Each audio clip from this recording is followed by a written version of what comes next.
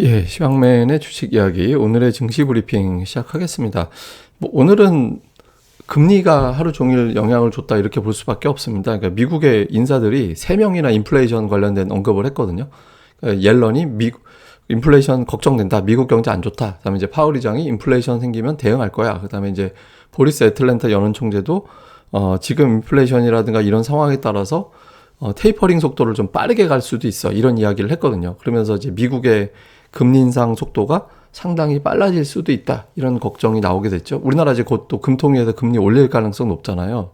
그러니까 투자자들의 머릿속에 금리가 딱 들어가 버리면 시장이 나빠지거든요. 그래서 오늘 그런 하루였다. 이렇게 볼 수 있겠고, 우리가 또 중국 이슈에 좀 약하거든요. 그러니까 중국에서 조금 노이즈거리가 생기면 좀 경계하는 그런 상황이 만들어지는데, 황구시보라는 데서 이게 이제 중국의 속마음을 좀 가끔 내비치는 곳이다. 이렇게 이제 알려진 곳이죠. 매체죠.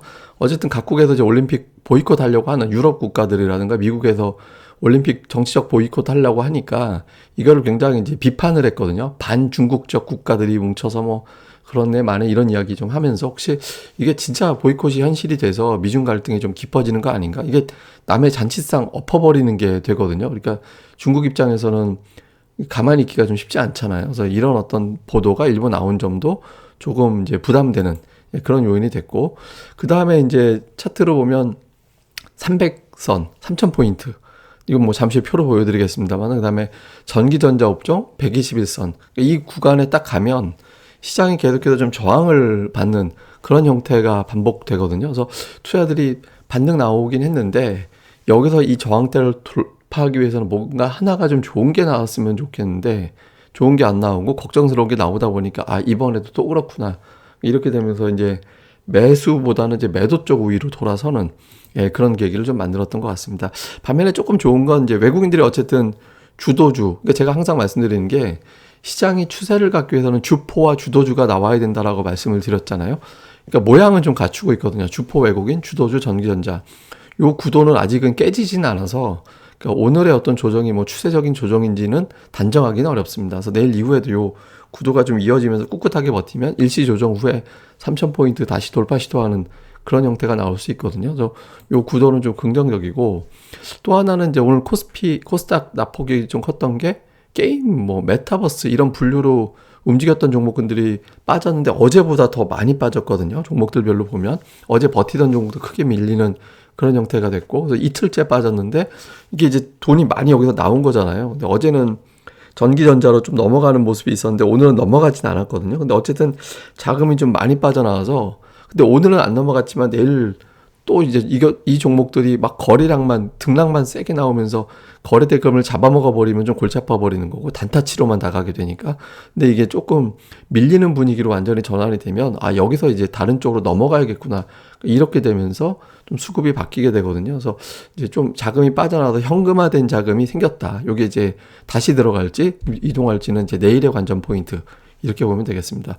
코스피 차트를 보면 차트상으로는 나쁘진 않아요. 그러니까 음봉이 좀 나오긴 했지만 전일 양봉의 절반 정도를 버텨냈거든요. 그래서 요 흐름은 구도상으로는 나쁘진 않죠.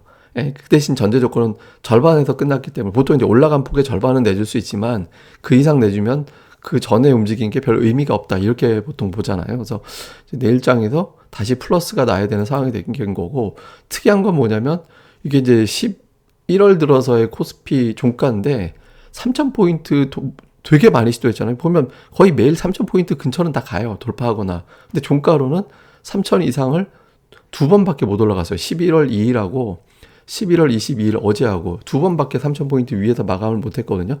그러니까 여기에 대한 투자자들의 고민이 있다라는 거죠. 그래서 요걸 돌파할 정도의 힘이 나오기 위해서는 어제 같은 에너지가 한 번 더 터져줘야 된다. 그래서 아예 멀찌감치 올려놔야 이제 3,000은 지지선이야 이렇게 이제 바뀔 수 있거든요. 그래서 좀 어설프게 이제 자잘하게 올라가서는 이게 극복이 안 된다. 그래서 이제 주도주에 한 번 더 용 쓰는 힘이 좀 나와주는 게 필요하다 이렇게 봐야겠습니다. 그러니까 수급에서는 외국인들이 오늘도 열일했고, 기관은 이제 금융투자가 이제 매도하긴 했는데, 금융투자는 어쨌든 12월로 다가갈수록 순매수 우위를 보이게 되는 확률이 높거든요. 거의 최근에 한 5, 6년은 계속 순매수로 끝났으니까. 그러니까 금융투자 저렇게 매도 나오는 건 어차피 매수로 바뀔 겁니다. 바뀌게 될 가능성이 높아서 저 자체를 우리가 뭐 심각하게 볼 필요는 없고, 그보다 중요한 건 결국엔 외국인들이 매수한 거. 외국인들이 뭐 우리가 이제 뭐 음모론으로 보면 선물을 팔아서 금융투자에 매물을 유발시키고 그걸로 현물을 물량을 샀다.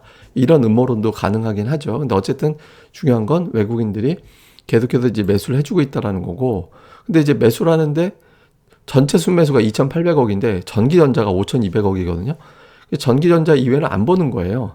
금융주가 좀 매수가 보이는 게 있지만 사실상 다른 거는 뭐 의약품도 한 700억 가까이 팔고 운송장비도 팔고 다른 건 안 보고 너무 한쪽만 쳐다보니까 이게 순매수 빨간색이 별로 없잖아요. 외국 기관 쪽에서. 이게 하락 종목이 많은 장의 특징이죠.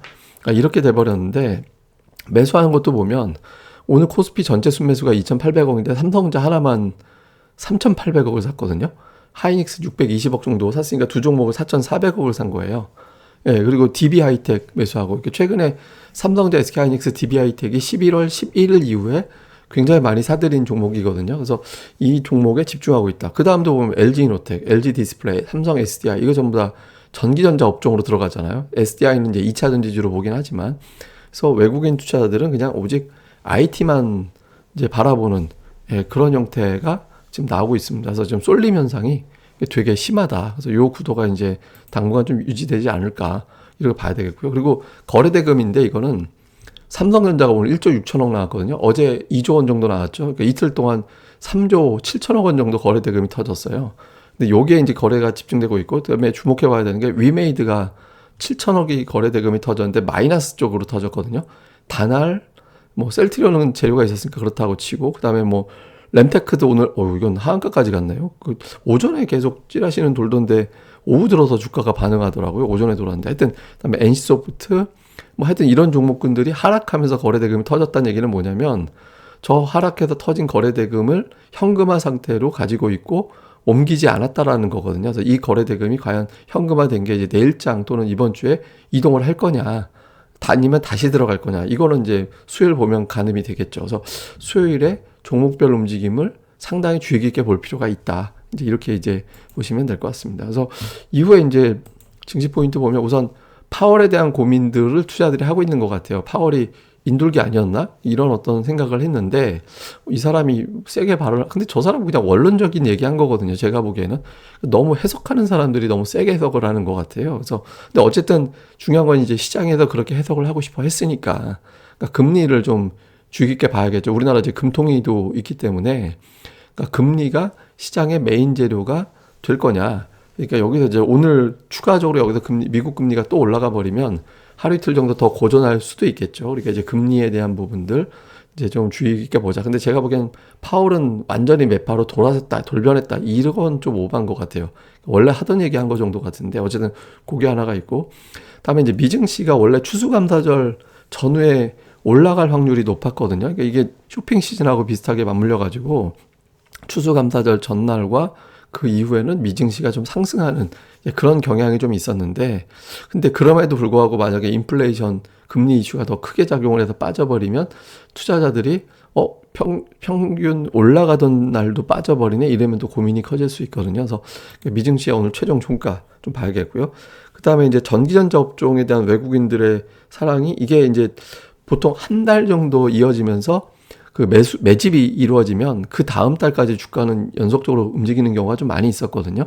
이게 이제 여기서 멈추면 안 돼요.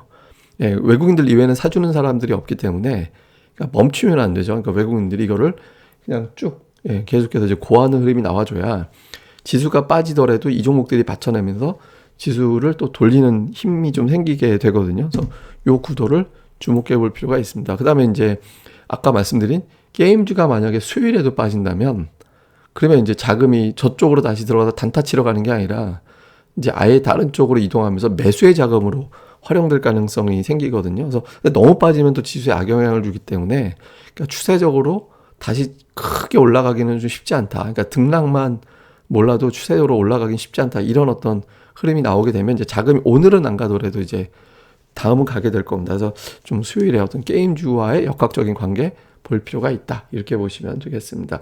그 다음에 제가 하나 설명드리고 싶은 게 있는데, 이게 최근에 전기전자 업종 수급이거든요. 그러니까 외국인들이 정말 열심히 담죠. 뭐 11월 들어 세잖아요. 근데 이런 사례가 작년도 11월에도 이랬어요. 예, 작년도 11월에도 외국인들이 전기전자 업종 이렇게 담았거든요. 그리고 이제 2019년도 12월에도 또 외국인들이 이렇게 전기전자 담은 적이 있어요. 그 끝판왕으로 담았을 때가 요때 2019년 6월부터 7월 말까지 6, 7월 동안에 또 이 보시면 뭐 그냥 어마어마하게 쓸어 담았잖아요. 전기전자 그럼 이렇게 쓸어 담았을 때 이제 어떻게 움직였나? 이 전기전자 업종 차트거든요. 올라갔다가 좀 줄여서 결과적으로 어쨌든 올라갔죠. 또 올라갔죠. 되게 세게 올라갔죠. 그러니까 이게 어쨌든 반응을 좀 했거든요. 대부분 다 주가에서는. 근데 지금은 반응 폭이 그때보다 못 미쳐요. 그러니까 투자들이 걱정이 있다라는 거예요. 여전히 좀 이거에 대해서 이제 신뢰할 수 있을까 이런 고민들이 있다 보니까 이게 지금 이전 같은 어떤 시세가 나올지에 대해서 물론 이제 뭐 저렇게 된다라고 해서 외국인들이 전지전능하지는 않으니까 또 이미 어느 정도 올라왔기 때문에 여기서 이제 끝나버릴 수도 있겠죠. 어떻게 보면은. 근데 이번 같은 경우가 특이한 게 모든 이평선 아래 내려가 있다가 올라오기 시작했거든요. 요때는 올라갔을 때부터 매집해서 뭐 계속해서 이제 매수하고 하면서도 하긴데 요번엔 좀 독특하게 아래에서부터 매집이 된 상태라서 이게 이제 저항대별로 좀 버거워할 수는 있거든요. 근데 이걸 이제 돌파해서 이전과 같은 거의 뭐 이제 뭐 절벽같이 올라가는 그런 형태가 되기 위해서는 이제 외국인들의 매수가 여기서 멈춰버리면 이게 끝나버리는 거죠. 이걸로 요 상승폭으로 이 상승폭으로 끝나게 될 수 있기 때문에 오늘과 같은 어떤 매수 강도가 계속 이어져야 된다. 그렇게 된다면 완전히 다를 수 있다라고 보셔야 됩니다. 그러니까 이게 지금 왜 그러냐면 이게 차트가 보시면 이게 121선이잖아요. 어제 121선 살짝 이제 그 위에서 이제 마무리가 됐는데 오늘 같은 경우는 이 121선에서 또 떨어져 버렸잖아요. 그러니까 지금 5월에 이탈하고 나서 121선이 계속해서 저항으로만 작용하는 그런 형태가 됐기 때문에 투자자들이 여기를 되게 의식하고 있거든요. 여기서 이제 며칠 더 돌파 실패해버리면 아예 그냥 크게 밀어버릴 수도 있습니다. 그래서 이제 외국인들이 시장 분위기도 잡아줄 겸 여기서 이제 계속해서 밀고 올라가는 시도가 나와준다라면 투자자들이 주도주하고 주포가 뚜렷한 장이니까 올라가겠구나 이렇게 판단하게 되는 거고 여기서 막혀버리면 이거 변동성 투자 이외에는 쉽지 않다 이렇게 되면서 이제 지수도 좀 갇히게 되고 이런 형태가 되겠죠. 그래서 요 흐름을 수요일 날 주의 깊게 활용해 볼 필요가 있다 이렇게 보시면 되겠습니다. 사실 뭐 다른 거 준비한 게 있었는데 요건 이제 나중에 제가 또 이제 하도록 하겠습니다. 그럼 또 하루 잘 보내시고요. 저는 또 다음 방송에서 뵙겠습니다. 그리고 구독하기, 좋아요 많이 부탁드립니다. 감사합니다.